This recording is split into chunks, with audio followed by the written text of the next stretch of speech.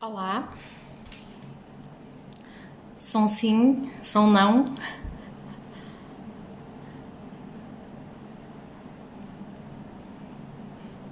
Olá, bem-vindos às terceiras conversas à sorte. Som sim? Sim. Bem-vindos às terceiras conversas à sorte. Hoje vamos ter o Gonçalo Cruz a chamar. Olá, boa noite, bem-vindos. Olá, Gonçalo, boa noite. boa noite, Ita. Como é que estás? Tudo bem? Estás-me a ouvir bem? Estás-me a ouvir Estou bem? muito bem. Ok. Sabem que nós estamos a perguntar se estou a ouvir bem porque o Gonçalo não está em Portugal.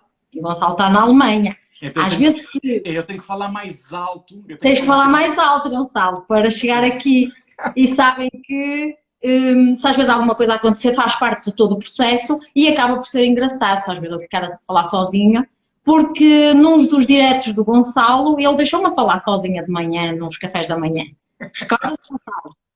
É verdade, aconteceu, mas faz parte, faz parte. Sabes, eu estou cá em cima, não é? Estou na Alemanha, estou cá em cima, então, pronto, a queda foi... Demora mais.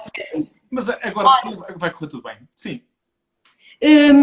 Este é o terceiro Conversas à Sorte. No primeiro tivemos o Lima, no segundo o Virgílio. Eu, por enquanto, ainda posso dizer porque ainda me lembro, mas eu espero ter muitos e daqui a algum tempo eu já não conseguirei dizer com esta facilidade. Hoje temos o Gonçalo, que eu não conheço pessoalmente. Eu costumo dizer de onde é que eu conheço as pessoas, eu não conheço pessoalmente, e eu penso que a beleza deste meu conceito, que foi o que eu quis criar aqui, foi falar um bocadinho de energias que nós criamos com as pessoas, foi falar um bocadinho desta gestão emocional que nós temos, da empatia que se cria, mesmo às vezes sem nós conhecermos as pessoas pessoalmente, que foi o que aconteceu com o Gonçalo. O Gonçalo apareceu nas redes sociais, como muitos de nós aparecem, e pela sua capacidade de foco, de garra, que logo é demonstrado, e vocês hoje vão ver isso, foi algo que me fascinou, porque eu considero-me focada, considero-me uma pessoa resiliente, e por outra característica que eu penso que o Gonçalo vai confirmar, que é a característica de que às vezes existe o estigmatismo na nossa sociedade, ou pelo menos já existiu mais, agora com as low cost e assim não, mas que só viajava quem era rico. Isso metia muita confusão, porque quem me conhece sabe que eu não sou nada rica e que sempre tive algumas dificuldades, ou então fui sempre de uma família muito mediana e sempre tive o bicho das viagens. Portanto, esta questão de que viajar era para ricos metia-me alguma confusão e identifiquei-me muito com o Gonçalo quando chegamos à conclusão que não. Viajar não é para ricos, viajar é para quem quer muito viajar e faz determinadas coisas para lá chegar. Isso sim. Portanto, falando agora do Gonçalo e não da nossa parceria, o Gonçalo é extremamente focado, como eu disse, é um rapaz de garra, sorri com os olhos, como podem ver, que é uma coisa muito gira. Eu gosto muito de pessoas que sorriem com as bochechinhas e com os olhos. Não está cá, está na Alemanha, mas vem cá frequentemente, agora com a pandemia não. É o criador do Tool Travel Kit, que é só o kit de viagem mais leve do mundo, que tem um bocadinho de tudo lá dentro. Se tiverem curiosidade podem ir ver. Já tem 5 guias de viagem editados, cada um deles fala sobre uma temática diferente. Um deles era como poupar dinheiro, portanto tem aí algumas dicas que o Gonçalo hoje também vai falar um bocadinho disso.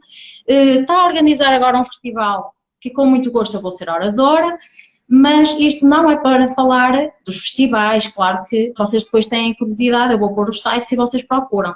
Mas isto é para falar essencialmente do Gonçalo, desta garra dele, desta vontade de viajar, desta forma que ele tem que não para. Ele aproveita todos os buraquinhos para criar qualquer coisa. Ele criou durante a pandemia um café da manhã, eu fui a 7ª convidada, possivelmente o Gonçalo acharia que 2 semanas, 3, porque não sabíamos muito bem como é que a pandemia como é que se ia passar, e de repente o Gonçalo tem quase 50 cafés da manhã e tornou-se a companhia de muitas pessoas, com muitos viajantes, alguns dos quais eu conheço, e pessoas fantásticas. Portanto, o Gonçalo é imparável e um eterno inconformado e insatisfeito. Gonçalo, fala-me um bocadinho de ti. És licenciado em turismo, mas fala-me um bocadinho de ti. Fala-nos. Bem, primeiro de tudo, Tito, obrigado do fundo do coração. Aquele abraço enorme que eu vou ter todo o gosto em te dar e de certeza absoluta que vou ouvir umas quantas costelas a estalar quando nós estivermos juntos, cada da minha parte ou da tua parte, não sei. Costelas não convém, mas pronto. Não convém, exato. Mas, primeiro de tudo, quero-te agradecer, sim. Quero partilhar contigo, que já partilhaste imenso de mim. Isto vai ser difícil de eu falar um bocadinho de mim, mas aqui vamos. Olha, eu costumo partilhar com o pessoal que eu não sou aquela pessoa que eu nasci com as viagens. Viajar não era a minha cena. Não era. Não era daquelas pessoas que viajou com os pais desde pequenino. Não, viajar dizia-me zero, não me dizia nada. Ao ponto de agora viajar em minha vida, sou profissional da área das viagens, os projetos todos que eu tenho ligado são todos relativos ao turismo, ou estão todos interligados com o turismo. Comecei a viajar muito tarde, comecei a viajar em 2008, quando fiz Erasmus em Itália, o meu último ano da universidade. Eu costumo partilhar também com o pessoal, eu não gosto nada de escola, eu fui quase obrigado a ir para a universidade, porque os meus pais já têm alguma idade e eles diziam: não, se tu queres ser alguém na vida, tens que ir para a universidade. Sim, exatamente, faz-te um homem, tens que ir para a universidade para seres alguém. E bem, eu assim fui por sacrifício e quis muito fazer este favor aos meus pais e também acreditava um pouco na palavra de Deus, que se eu tivesse uma licenciatura, podia ser alguém na vida, como se fosse apenas ter o canudo que me servisse de algo. É verdade que acabei a minha licenciatura em 2008, numa altura em que começou a crise na Islândia, depois começou a vir para Portugal, para a Irlanda, para a Espanha e também para a Itália, e encontrei-me ali numa situação de fim de curso, numa altura de sem trabalho, em que começaram muitas pessoas a emigrar. Eu fui uma delas, andei por vários sítios, vivi em Malta, para além de ter vivido um ano em Itália, vivi em Inglaterra e depois vim para a Alemanha, onde eu fiz um curso de alemão e comecei a trabalhar numa segunda área, que trabalhei durante muitos anos como nadador salvador, e então, incrivelmente, no centro da Alemanha, onde não há mar, fui trabalhar como nadador salvador num complexo turístico com piscina indoor e com um lago. Então fazia esse trabalho que eu pensava que era um trabalho muito idêntico ao de nadador salvador em Portugal, não tinha nada a ver. Portanto, o meu trabalho principal no início era lavar casas bem e cortar relva. Naturalmente que eu sempre fui uma pessoa muito inconformada com a minha vida e sempre quis algo muito melhor. Gonçalo, sim. Tenho que fazer aqui uma à parte, porque quando tu me entrevistaste no café da manhã, gozaste muito comigo, porque eu no meu voluntariado cheguei lá e a primeira coisa que foi lavar 60 e tal homens. Tu foste lavar casas de banho. Pois, exatamente. Portanto, eu aceito completamente o gozo, mas porque eu meti-me contigo, portanto faz todo o sentido em tu meteste comigo. Mas sabes, isto foi o meu trabalho durante algum tempo. Aliás, estive a trabalhar lá durante 2 anos, que é um trabalho tão digno como outro qualquer. É um trabalho que tem que ser feito. Claro, mas naturalmente eu tenho consciência da minha capacidade e sei que posso fazer muito mais da minha vida e naturalmente costumo imenso, porque eu era muito mau aluno no ensino secundário, mas na universidade matei-me imenso para ser um dos melhores alunos da turma, até que na altura, se tu fosse um dos melhores alunos até da própria universidade, recebias uma bolsa para tu fazeres Erasmus, e naturalmente eu queria também esforçar-me um bocadinho mais por isso. Acabei a lavar casas de banho, portanto, só para vos dizer que o curso não é tudo, e há muito mais do que a vida, muito mais do que um curso superior. Claro. Eu decidi fazer-me à vida, os meus pais não conheciam este meu lado empreendedor e este lado criativo, e eu sempre querer montar e criar coisas.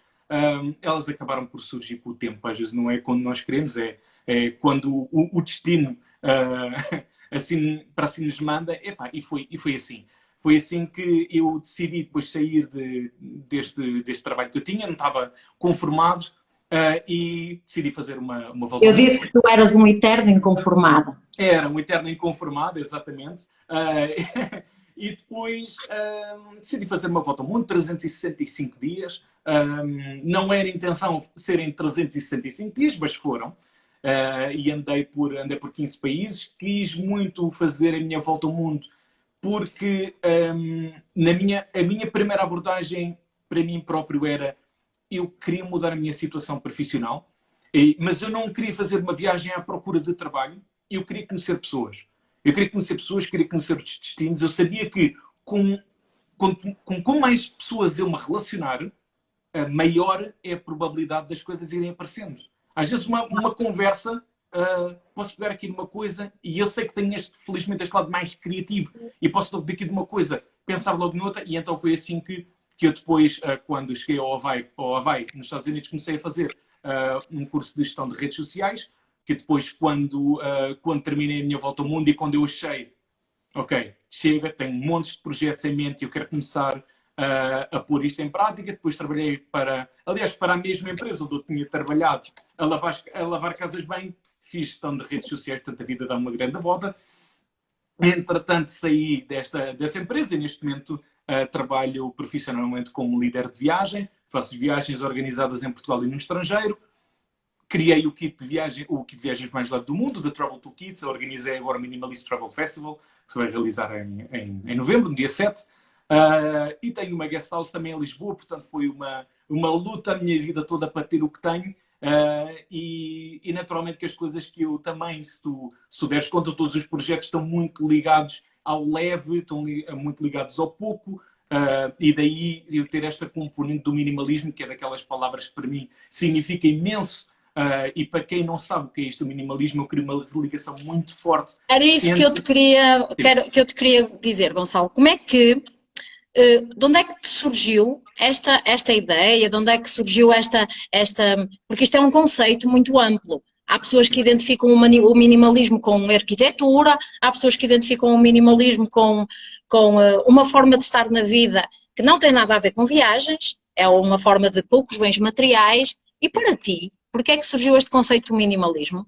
Olha, eu antes de partir até para o minimalismo em viagem, porque eu acho que tenho a certeza que a viagem é muito mais a experiência do que aquilo que nós levamos às costas. Eu faço uma ligação muito grande entre o minimalismo e a felicidade. Eu acredito que nós não precisamos de tanto para sermos felizes, não precisamos de ter uma coisa grande para chegarmos lá, eu não preciso ter um grande carro para chegar lá. E acho que muitas vezes a própria sociedade compra coisas para agradar a alguém que ainda por cima é alguém que nós não gostamos. Muitas vezes a sociedade pensa dessa forma e eu não, tenho a certeza que o minimalismo surgiu na minha vida por... como é que eu vou utilizar esta palavra? Não é por tudo. Porque os meus pais eram tudo menos minimalistas. Para te dar uma ideia, a minha mãe, quando eu comecei a transformar o apartamento onde eu vivia em Lisboa numa guest house, eu tinha no quarto dos meus pais, eles tinham lá revistas de 1995, em que estava lá a Bárbara Guimarães, tipo, bué nova, e a minha mãe e eu ia mandar tudo embora, e a minha mãe, não mandes isso embora, que tenho lá as receitas, tipo, de um bolo. E eu, mãe, tipo, não, tu tens agora o YouTube, tu podes procurar, tipo, escreves bolo de cenoura, e tu não precisas pegar na porcaria do bolo de cenoura da revista de 1995, tipo, que as páginas estão todas coladas de ranço. Não é preciso isso. Tens o YouTube e tu podes procurar tudo, e tu tens o smartphone. Sabes, isto foi um bocado por... E agora está-me a falhar a palavra, que a palavra não é tortura, é mais por... Massacre, é mais por trauma. Por trauma, exatamente essa palavra. Eu tornei minimalista por trauma. Porque, por exemplo, pai, nunca mais me esqueço quando era miúdo e ia de carro para o único local em que os meus pais fizeram férias a vida toda, que era dia 1 de setembro a dia 15 de setembro em Porto Covo, a vida toda. Foi o único sítio onde nós íamos de férias. Mas tinham muito bom gosto, Gonçalo. Tinham muito bom gosto. Sim, sem dúvida. Isso é verdade. Até que agora reformaram-se e compraram uma casa e vivem em Porto Covo. Mas é verdade, um sítio fantástico. Mas era muito isto. A minha vida era todos os dias, todos os anos, de 1 a 15, ir para Porto Covo, num carro forrado à alcatifa, portanto, por dentro. Levavas a casa, a tua mãe levava a casa. Levava a casa atrás, nós não sei se tínhamos 2, tínhamos 3 gatos na altura, portanto a minha mãe levava aquilo que eu levei no meu carro quando fiz o trajeto Lisboa-Alemanha, que fiz 3.000 km na altura, aquilo que eu levei no carro, a minha mãe levava eu acho que a minha mãe ainda era capaz de levar um bocadinho mais quando fazia 15 dias para ir para Porto Covo. Bem, tu não imaginas, era tipo os gatos no meu colo, dentro daquela caixa, a miarem, tipo a viagem toda, a mijarem todo. Opá, houve, a minha mãe trazia a comida como se não houvesse comida em Portugal. Pá, houve, aquele ambiente, tu imaginas, ok, veio um tsunami, toca a fazer a mala e bazar. Este era o ambiente que eu vivia todos os dias, 1 de setembro, pá, durante anos a fio na minha vida. E Então, trauma. O minimalismo para ti surgiu de um trauma. É, trauma autêntico, ao ponto de... Mas a tua mãe então foi tua amiga, porque o minimalismo agora é muito importante na tua vida. Sem dúvida, eu sou muito grato aos pais que eu tenho.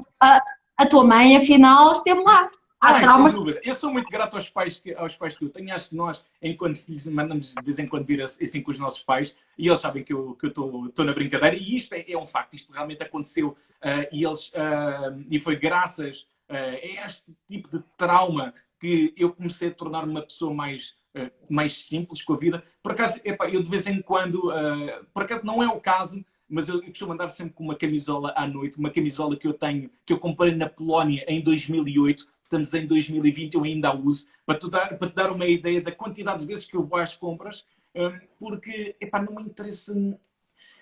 sabes, com o passar dos anos, eu cada vez vou dando menos importância ao que os outros pensam de mim. Eu digo isso... eu digo isso a várias vezes. Não tem nada a ver com ser snob, é que eu entendo perfeitamente. É uma opinião no sentido de que há um desapego para a crítica e há um desapego para... Eu quero é ser feliz. Ou seja, eu quero é ser feliz. E a opinião é relevante, porque há opiniões que nos são fundamentais. Sim. E há opiniões que até são muito, muito, muito importantes para nós no sentido de... Porque até somos nós que as pedimos. Sim. Há outras em que nós estamos um bocadinho desapegados e que são só opiniões. Sim, exatamente. Não é por má intenção, mas claro. É o saber quem eu sou e que não há ninguém que goste mais de mim do que eu próprio, não é? E é por aí, eu acho que a pessoa que eu tenho mais a agrandar sou eu. Eu sei que de vez em quando olho para o espelho, vejo-me todo barrigudo com aquela camisola e disse, tens que mudar de look. Mas isto... Estás barrigudo. Hã? Barrigudo. Eu estou sempre barrigudo. Eu serei um eterno barrigudo. Mas também um bocadinho. Não, é da cerveja? Das minhas maiores alegrias, eu já te vou falar, por exemplo, do país da minha vida. As maiores alegrias que eu posso ter em viagem é sair de lá com pança. Isto significa que eu adorei aquele país. Se eu sair daquele país com fome, que eu vou-te dizer dos países que eu comi pior na vida, foi nas Filipinas, realmente a comida lá não é boa. Eu estava magrinho. É que a malta diz, 5 estrelas. Não, eu gosto daquele que é o One Pack. O One Pack é aquele que começa aqui e vai até cá abaixo. Claro, não é forte. Aquela malta com 6-pack. Não, qual 6-pack? Um pack. Uma cena gigante. Pronto. Mas isto de entrar aqui um bocado na brincadeira, mas Gonçalo, mas tocaste aí num ponto muito importante. Sim. Porque a comida é uma forma de viajar. E tu falas nisso, por exemplo, nas tuas dicas, tu falas um bocadinho disso, relativamente também ao poupar em viagem e a comida é um dos teus itens. E realmente as pessoas, só para se comer bem, assim como em Portugal às vezes come-se bem na tasca, para se comer bem nos países para onde vamos, não temos que seguir os roteiros Michelin, porque nós temos não é? É que parar na estrada e a melhor omelete que eu comi até hoje foi na estrada com o Hugo Lima. E foi embrulhada em jornal. Eu às vezes tenho um bocado de receio de dizer isto, porque as pessoas dizem assim, embrulhada em jornal. Sim, foi embrulhada em jornal. Por isso, esta questão da comida também é uma viagem, não é? Sem dúvida, sem dúvida. Tita, eu acho que, aliás, para mim, há os dois melhores cartões de visita de um país é a gastronomia e são as pessoas. E isso é, se calhar, aquilo por onde eu me movo mais, cada vez que eu vou a um destino é por isso. Aliás, eu tenho a pancada de cozinhar cada vez que alguém me dá um chão para eu dormir, e eu nunca peço um sofá ou nunca peço uma cama, peço sempre um fogão. Exatamente, que é um chão, porque para mim o chão chega perfeitamente. E eu tenho tanto prazer em cozinhar para pessoas, que é uma pancada minha, já cozinhei para mais de 400 pessoas em 4 continentes. Gosto de introduzir a gastronomia portuguesa por onde eu vou. Naturalmente, agora, quando eu estiver em Portugal, vou fazer uma coisa que é, quem me receber, eu vou cozinhar comida de outros países, exatamente. Pronto, já sei que tu fizeste o convite, portanto vou tentar fazer assim uma cena toda exótica para tu provares. Mas é isto, acho que das melhores coisas para tu quebrares o gelo entre pessoas é a gastronomia. E até posso dizer, eu que sou uma pessoa tão poupada e sou uma pessoa muito organizada nas viagens, eu acho que esta parte da organização para mim diz-me imenso. E nós até há pouco tempo estivemos a falar da diferença de pessoas que, por exemplo, há pessoas que não são nada organizadas, e isso não ser organizado não é ser mau, é ser diferente. Claro. Eu sou uma pessoa muito organizada porque...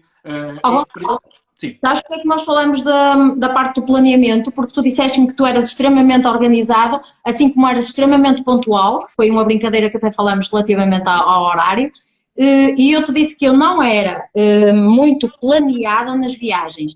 E de encontro a isso, dissemos que aquele teu novo programa dos azares, que era mais provável acontecer-me a mim, porque eu acabo por, às vezes, andar um bocadinho ao sabor do vento. E foi por isso que até falamos sobre o planeamento, que não tem assim tanto a ver com minimalismo, tem a ver com uma forma de estar e com a tua personalidade. Sim, exatamente. Eu utilizo a parte do planeamento principalmente porque tenho consciência que não tenho muito dinheiro e é também a minha forma de ser, porque para mim faz-me imensa confusão, sabendo eu que posso pagar 20 euros por um voo, porque é que eu hei de pagar 200 para estar com o cu sentadinho numa almofada um bocadinho mais quentinha ou mais confortável. Para mim isso não faz sentido nenhum. E então eu foco nos vários parâmetros das viagens, portanto estou a falar desde o voo, desde o alojamento, desde as atrações, desde a alimentação. Há uma coisa que eu nunca olho para isso, e esta é a alimentação. Porque eu sei que, por exemplo, ir a Taiwan, que é o país da minha vida, é daqueles países em que eu quero gastar o máximo possível, porque quando é que eu vou voltar a Taiwan? Percebes? E é muito por aí que eu invisto muito dinheiro. E para mim não é gastar, para mim é investir. Porque depois aprendo um prato aqui, é um sabor que eu nunca mais me esqueço. Paulo, é investir na pança? É investir na pança, é isso mesmo. É basicamente. É investir, é um investimento. Sim, sem dúvida. E desse tu comes e deves ficar assim, isto soube-me pela vida. Sim, eu gosto de partilhar com o pessoal que eu sou um autêntico labrego a comer. Aliás, se o garfo fosse maior, eu metia mais comida no garfo. Mas pronto.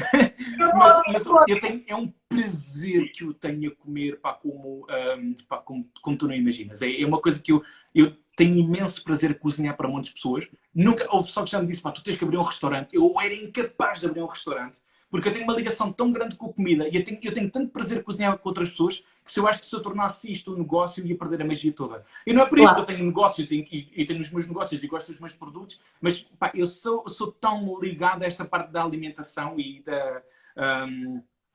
dos sabores que era incapaz. É uma das coisas que dos vários projetos que eu vou criando, este é daqueles que eu nunca irei criar. Eu tenho sempre imenso gosto. E, aliás, quando eu... Pois, essa aqui é a falência. Quando eu cozinho para outra pessoa, até te vou dizer, eu pago mais, eu gasto mais dinheiro. Quando alguém me recebe, eu fico no chão e eu cozinho para outra pessoa, eu pago mais do que se eu, por exemplo, ficasse num hostel e comesse tipo uma coisita ou outra. Sim. Porque acabas por comprar e querer fazer uma coisa bem feita. É a ligação, a ligação que eu tenho com as pessoas. Eu estar a cozinhar para outra pessoa. E depois é outra coisa que é, tu não sabes cozinhar, olha, tu bebes um copo de tinto enquanto eu estou a cozinhar. Portanto, existe sempre aquele de, posso fazer alguma coisa. Negócio feito, está negócio. Exatamente. Ou tipo, olha, eu cozinho, tu lavas os pratos, tu bebes um copo comigo, percebes? Acaba por haver uma interação. Há sempre essa hipótese. Sim, eu não quero estar aqui a fugir muito à pergunta que tu me fizeste, que é a parte aqui da poupança. Que tu tinhas tocado há pouco na parte da poupança. Umas dicas básicas, Gonçalo. Não só relativamente à comida, mas como tu és também um bocadinho conhecido por essa questão da poupança, aproveito para dizer que ainda há pouco tempo o Gonçalo fez um live com a... Ai, agora esqueci-me, Gonçalo. Com quem fizeste o live? Já fiz lives. Ainda há uma hora e vou fazer um. Em Portugal, com a cantora. Com a cantora, com a Cossenza?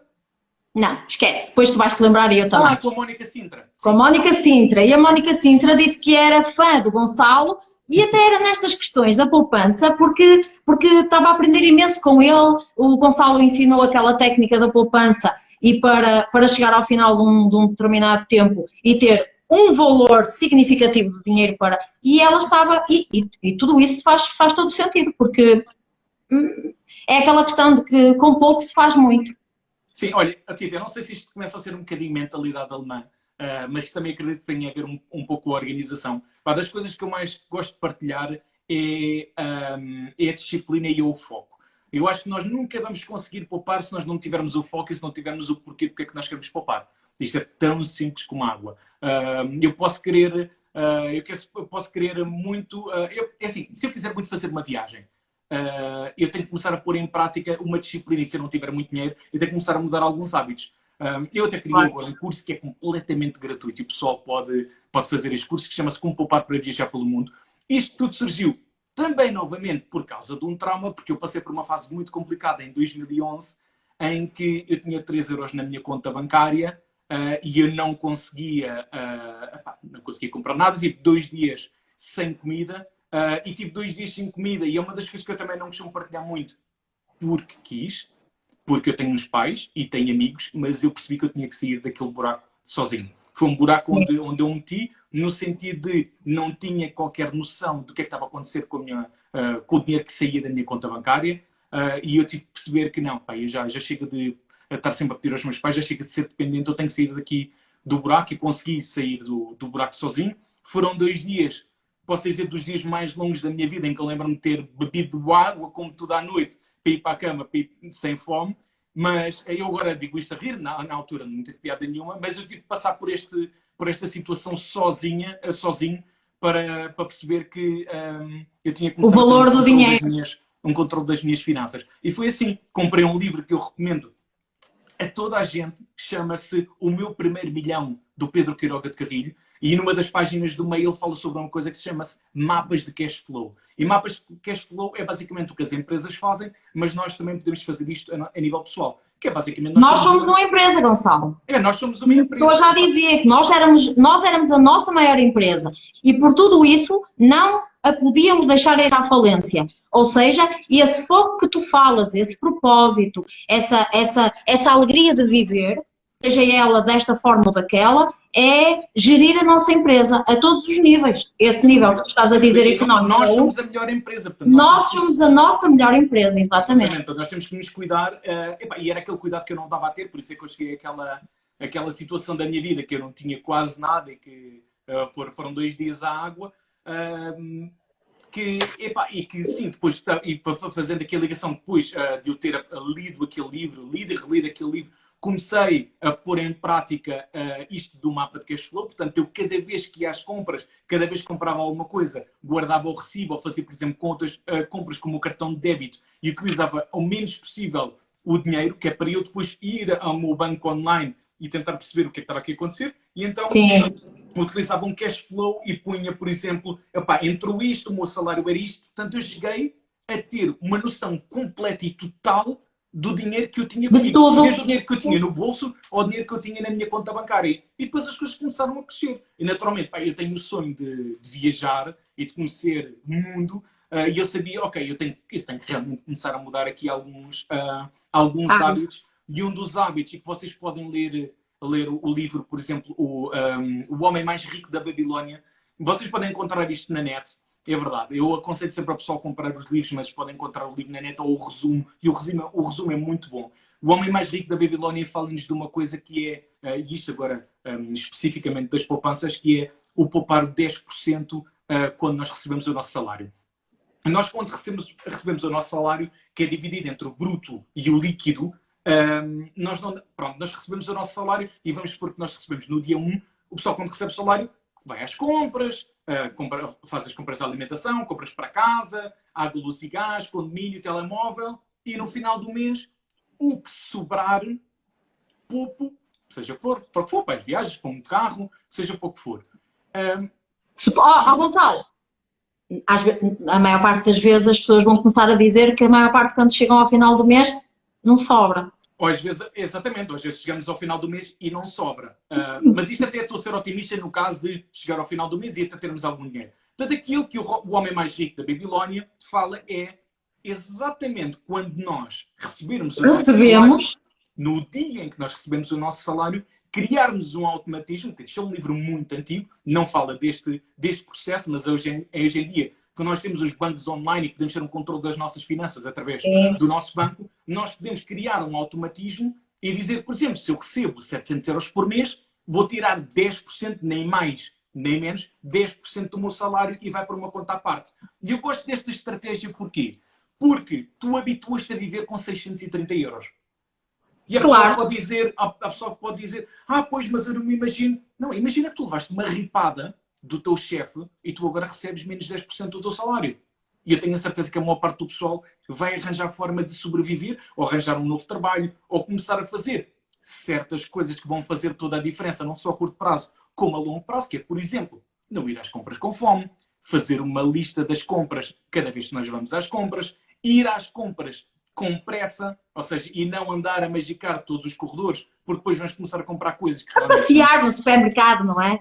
É, exatamente. E se calhar comprar coisas que estão em promoção e que têm um longo prazo de validade.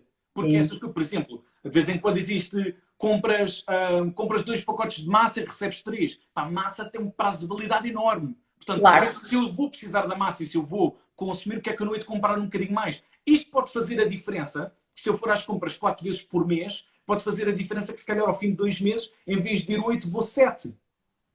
Logicamente. E isto estamos a falar de tempo, estamos a falar da gasolina que nós gastamos de um lado para o outro. Percebes? Eu comecei a dar conta destes pequenos pormenores que faziam toda a diferença para eu, ao final do ano, viajar ou não. Claro.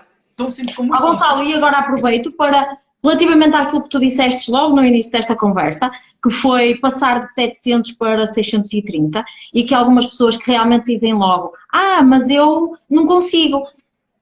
Nós verificamos nesta situação da pandemia que o ser humano é perfeitamente adaptável. Portanto, há muita gente com filhos a viver com salários mínimos. O salário mínimo em Portugal não é propriamente uma coisa muito boa.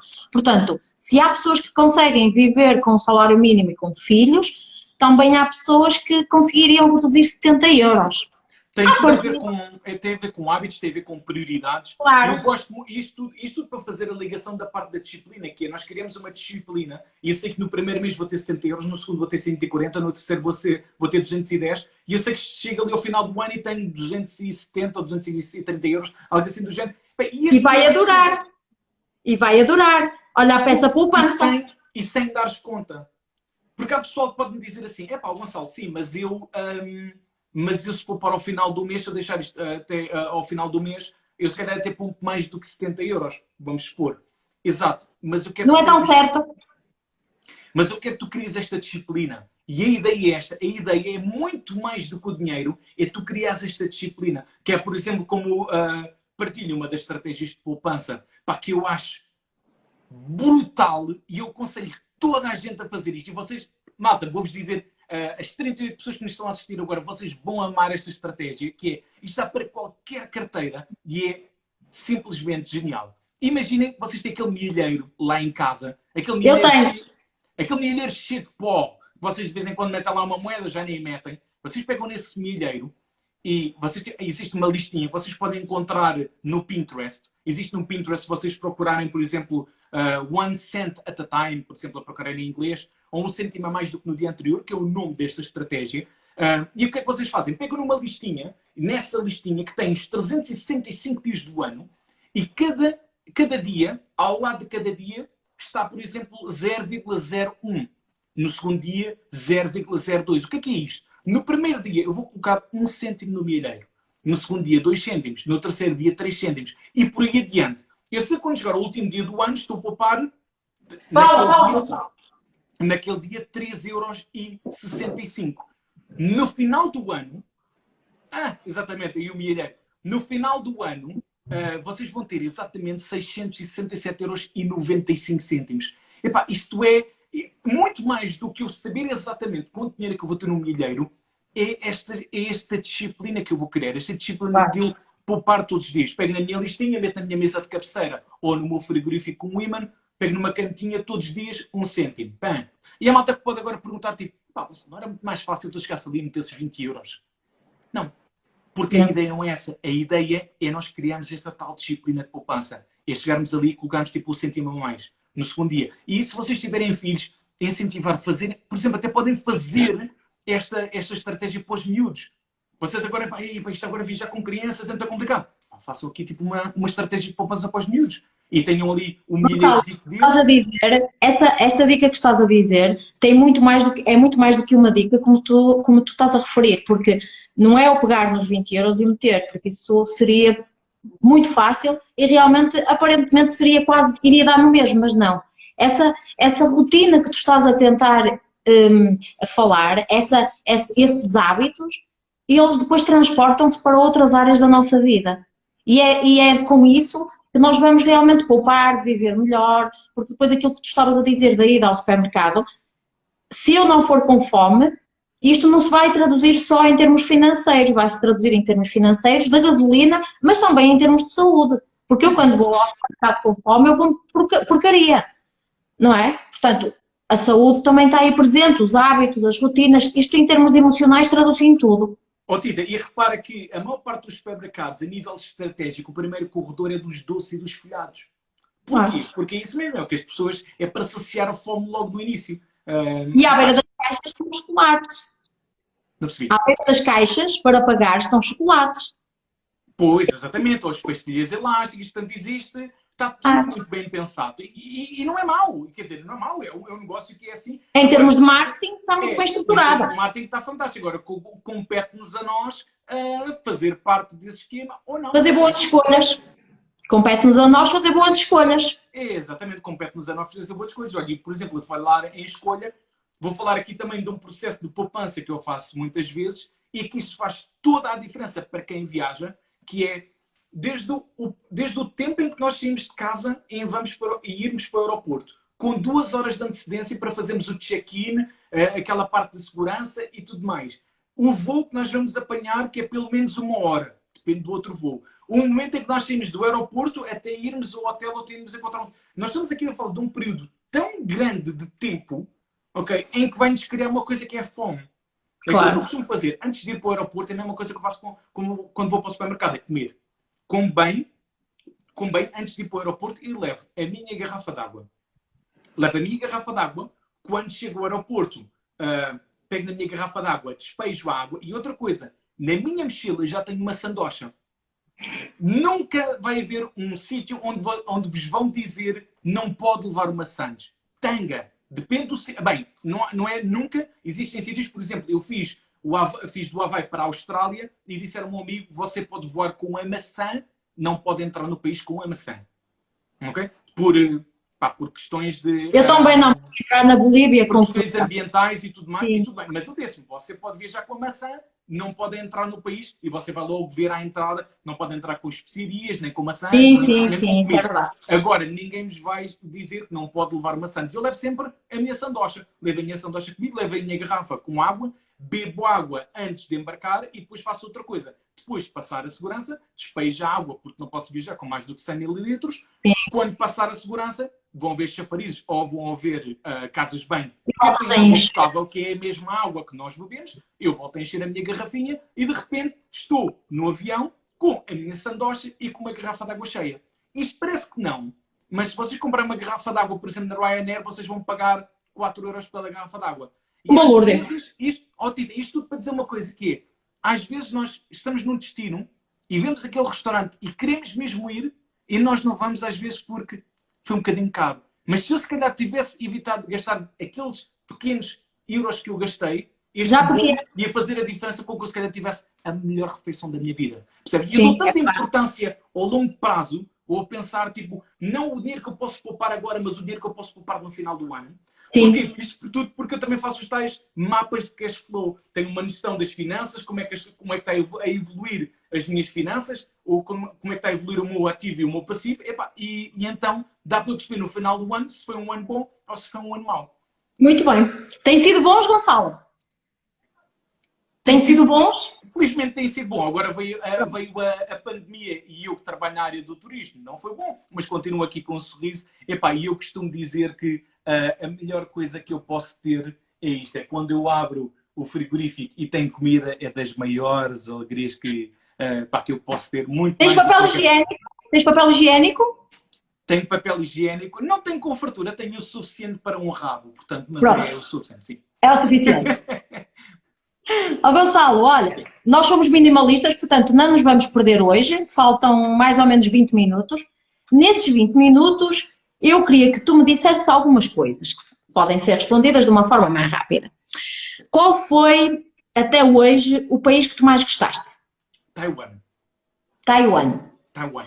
Vais lá voltar. Vou lá viver. Aí vais viver lá. Vou lá viver quando eu tiver 50 Não sabíamos. Estão aqui 40 pessoas, mas não sabíamos. Estás a Vou lá comunicar viver aqui. quando eu tiver 50 anos. É uma coisa que eu prometi a mim próprio. Que eu tenho a pancada de visitar todos os países do mundo até ao dia 18 de julho de 2035, que é o dia em que eu vou fazer 50 anos. E eu Isso eu quero, com essa sabia. idade, eu quero muito viver pelo menos um ano em Taiwan. Isso é mesmo, é um dado adquirido. Muito Completamente. bem. Nem que eu tenha que fazer 3 meses lá, acabo o visto, dou um salto ao Vietnã e volto, só para fazer outra vez os outros 3 meses, mas é... E o salto ao Vietnã é bem dado, porque o Vietnã vale a pena. sim, é um belo saltinho, é verdade. É um belo saltinho. Gonçalo, qual a maior lição nas tuas viagens?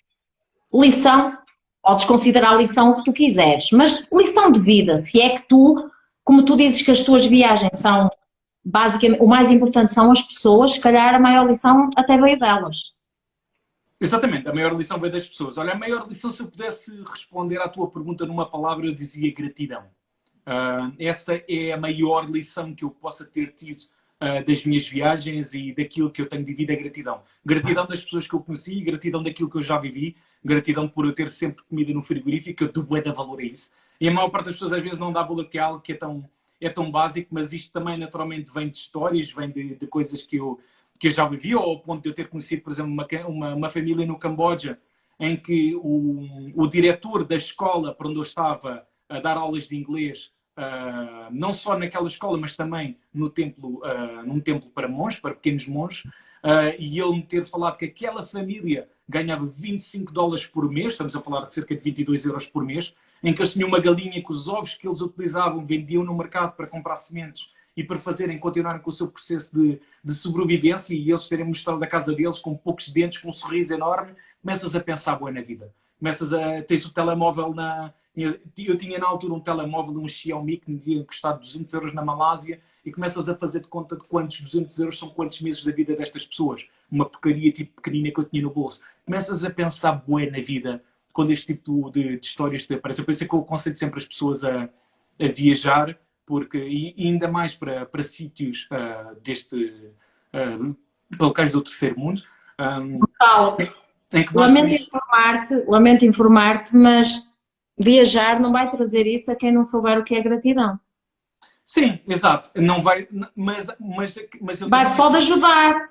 Mas acredito que muitas vezes nós ganhamos esse... eu acredito que a gratidão não é algo que nasce connosco. Não. Eu acredito que não é, mas é algo que nós... o facto de nós formos vivendo tanta coisa, o facto de nós estarmos em contacto com tanta coisa, começamos a ser gratos e sermos os sortudos e começamos a ter tanta sorte de ter isto. Percebe? De ter saúde, de ter familiares com saúde, ter amigos com saúde, ter pessoal que me quer bem. Vou ter que te interromper, Gonçalo. Ter uma grande pança. Ter pança. Vou ter que te interromper. Já entendem agora o porquê da minha escolha dos meus convidados? Estão a ver que as conversas vão todas dar esta questão, independentemente de ser o Gonçalo que está na Alemanha e é de uma área, independentemente de ser o Hugo, independentemente de ser o Virgílio, os meus próximos convidados todos, há coisas que estão aqui em comum, que é esta vontade de viver, a vontade de agradecer ao acordar, de esta gratidão que nós carregamos no peito, que é das coisas mais bonitas que nós podemos ter. Portanto, é evidente que nós não vamos agora aqui pregar como se fôssemos pregar a carros bons, não. As pessoas têm que ser felizes. Se eu sou feliz com um carro bom, então eu vou comprar. Mas há uma coisa boa, é que eu levanto-me de manhã na mesma a dizer assim, eu que tenho um carro bom e eu sou muito grata à vida porque eu trabalhei ou deram-me, mas porque eu tenho e é isso que me faz feliz, independentemente do quê. Mas a gratidão, sem sombra de dúvidas, é a coisa que mais nos transforma. E sabes uma coisa? Conta-me. Esta merda passa bué a correr. Um gajo tem que aproveitar ao máximo. Pois passa. Esquece. A gente tem que aproveitar. Vamos agora a uma lição que foi estonteante. Sabem que o Gonçalo está na Alemanha e tivemos a falar há algum tempo ao telefone, aqui há uma semana, Gonçalo, mais ou menos. Não, uma das vezes que foi a do voo, não foi? E nós estivemos a falar que, basicamente, esta pandemia prendeu-nos muito a todos, mas prendeu especificamente o Gonçalo porque está na Alemanha, e trabalha em Portugal. E trabalha em Portugal e tinha coisas e muitas coisas marcadas e ele não podia vir para Portugal, nem que quisesse vir para Portugal para estar enclausurado em casa em Portugal, ele não podia. Portanto, às vezes quando nós dizemos assim, pá, que chatice, estamos em casa, mas temos família, estivemos aqui, o Gonçalo esteve sozinho, por isso é que ele inventou tanto. Também terá o seu lado positivo. O Gonçalo com esta crise, com este isolamento, com este confinamento, criou as conversas, o café da manhã, criou, organizou, ou pelo menos estruturou melhor o festival de viajantes minimalistas, agora já está com o Azar em Viagem, já está com outro festival online relativamente a várias áreas também para ajudar os viajantes. O Gonçalo não para e esta pandemia prendeu, mas não o prendeu na mente, que é uma coisa muito importante. Não é, Gonçalo? Tita, é isso que eu estava a falar. A vida passa a correr e é também tentar perceber que neste momento nós estamos... olha, eu posso dizer que eu nunca fiz tantos amigos como fiz agora na altura da pandemia. É verdade. Portanto, teve esse lado positivo. Não teve o lado positivo a nível financeiro, mas teve um lado positivo muito maior que foi amizades que eu criei e muitas delas serão para a vida. Portanto, acho que temos que ver sempre um lado positivo no meio do lodo e este foi o meu lado positivo, que foi pus mãos à obra e tive que me entreter. Muitas vezes, às vezes, temos que procurar coisas para caminhos novos. Sim, e até para não nos pôr em baixo, porque ninguém é de ferro e eu também tenho, como toda a gente, também temos os nossos momentos menos bons e eu sabia que tinha que encontrar aqui uma forma de todas as viagens que eu tinha organizadas e tudo que eu tinha planeado foi por água abaixo ou digamos, Gonçalo, foi adiado. A Carolina a dizer que deste a conhecer pessoas incríveis, que foi mesmo muito bom e tu sabes desse teu papel importante com os cafés da manhã, que realmente deste a conhecer muitas histórias hilariantes, muitos convidados, tu tiveste viajantes que, o mais engraçado é que esta questão das redes sociais, tu também viestes provar que às vezes não é assim tanto as redes sociais, porque muitos dos teus convidados impressionantes não têm uma rede social forte, não são os bloggers, não são os fortíssimos influencers, não, são pessoas que têm uma vida normal. Estou-me a lembrar de um dos teus convidados, não vou dizer o nome porque tu tiveste muitos e seria injusto, mas há um que está agora no Alentejo num monte a cultivar e é um dos tais que não tem a rede social ativa, ou pelo menos não passa muita bola, e foi das histórias melhores que eu ouvi no café da manhã. E pronto, isto também veio provar que há realmente pessoas muito fantásticas e que às vezes nós não temos essa noção, porque as redes sociais hoje em dia parece que são a única janela para o mundo. E então, se são, com esta pandemia, tu fostes agarrar nessa janela para o mundo e fostes buscar pessoas que não eram assim tão conhecidas e que tinham muito para dar às outras, e muitas histórias. Tita, sabes que e agora estamos aqui num ambiente completamente à vontade, eu sempre que converso contigo sinto-me em casa, independentemente de estar 10 pessoas, 20 eu também. Pessoas, seja o que for. E isso, relativamente a isso das pessoas não terem muitos seguidores nas redes sociais, eu costumo dizer, as pessoas que eu convido para os projetos e para os programas que eu organizo, eu nunca olho para a pessoa pelo tamanho da pila. Okay? E eu quando digo isso, é verdade, eu quando digo isso não digo, a mim não me interessa... Vou pôr aqui uma bolinha vermelha.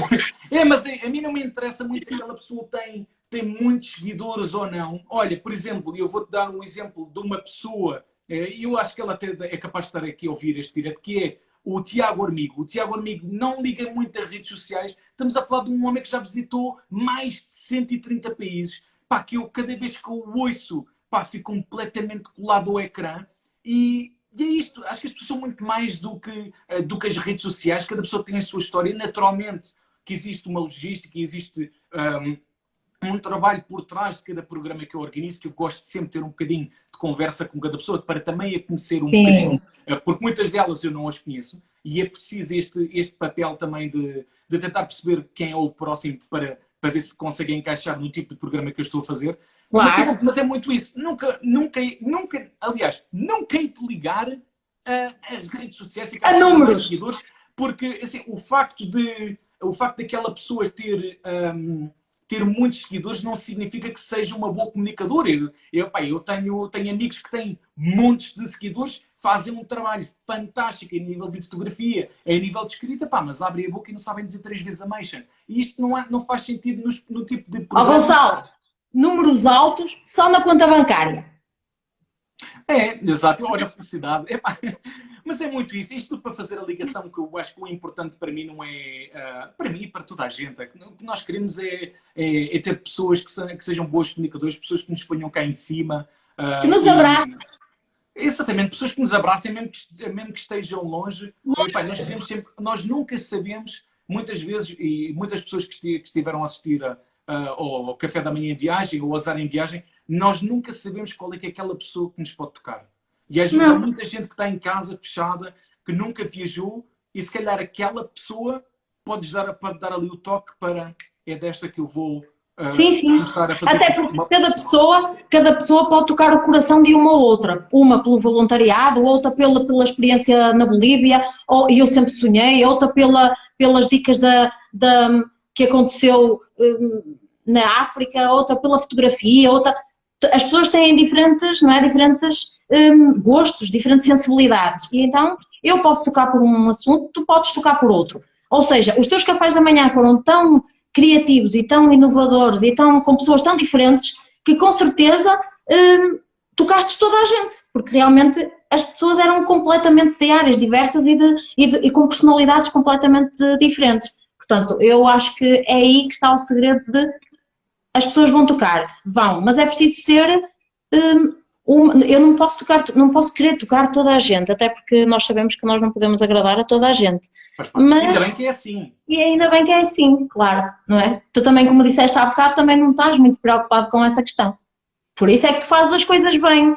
Quando nós fazemos as coisas com amor e não para sacrifício... O mais importante de tudo é a intenção. A intenção com que tu fazes as coisas. Esse Claro. é o principal. Esse é o principal. É a intenção com que tu fazes as coisas. Nem toda a gente tem que gostar, e ainda bem que é assim. Sim. Mas eu quero que haja pessoas que não gostem daquilo que eu faço. Naturalmente que eu quero que haja pessoas que gostam... Naturalmente, na balança, eu prefiro que haja mais pessoas que gostem daquilo que eu faço do que menos. Mas isto do haver menos, é isso que define o bom e o mau.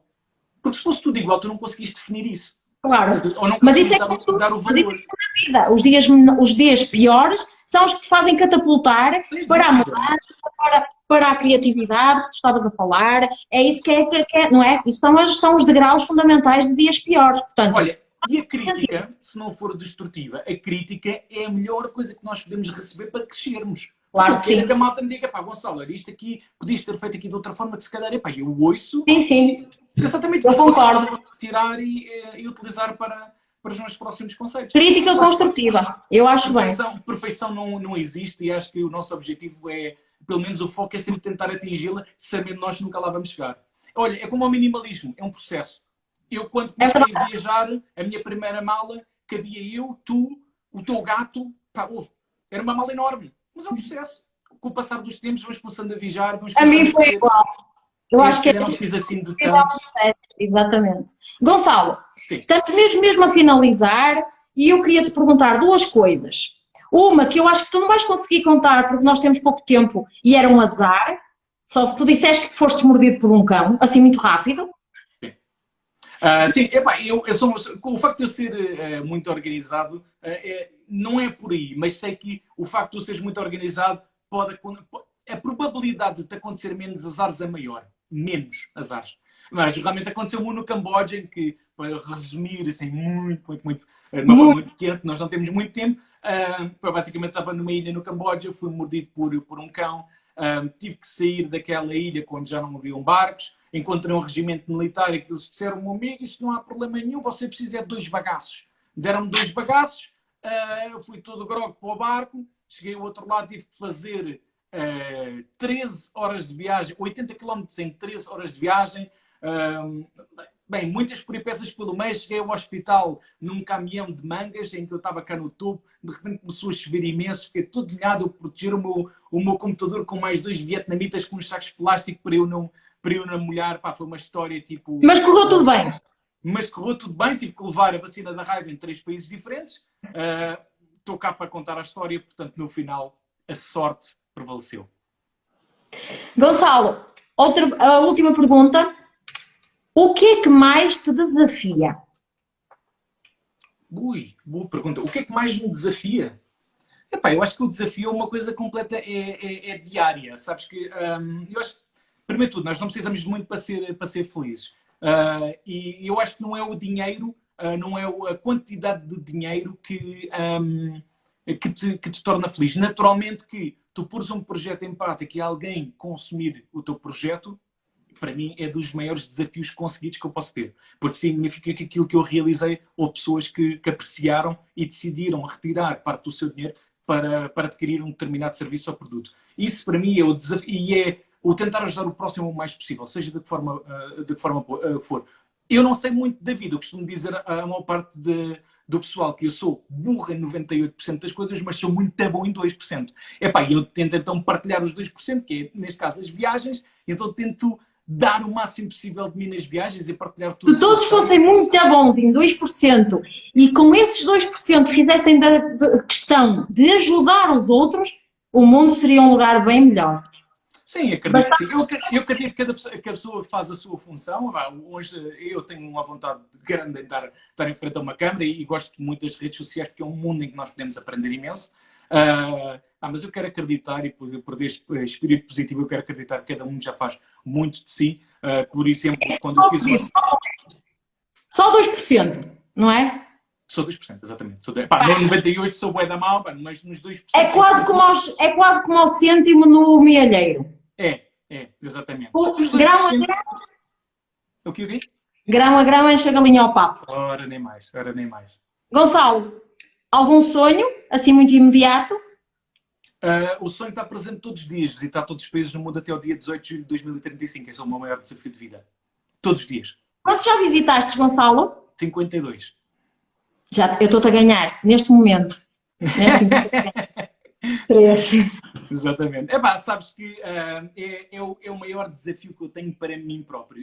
E até eu, aliás, costumo partilhar com o pessoal que a pior coisa que me pode acontecer é quando eu chegar ao dia em que eu visito os países todos. Porque aquilo que eu estou a amar é o processo. É esta cena de, não tive guito, passei por 30 por uma linha, até voltar a ter dinheiro, a parte da imigração, dos trabalhos que me correram mal, percebes?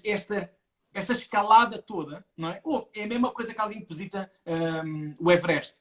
A cena não é estás lá em cima, a cena é a escalada. É tu estás cá em baixo e teres conseguido passar, tipo, todas as etapas até chegares lá acima. E esta é a mesma cena. Por isso é que o meu sonho o New Year Resolution, no meu dia 1 de janeiro, é sempre o mesmo. 18 de julho de 2035, este é o foco, esta é a minha luta. Portanto, tudo o que eu faço anda muito à volta de juntar dinheiro e de lutar por este sonho. E depois dessa conquista, Gonçalo, tu ficas um ano e meio a viver.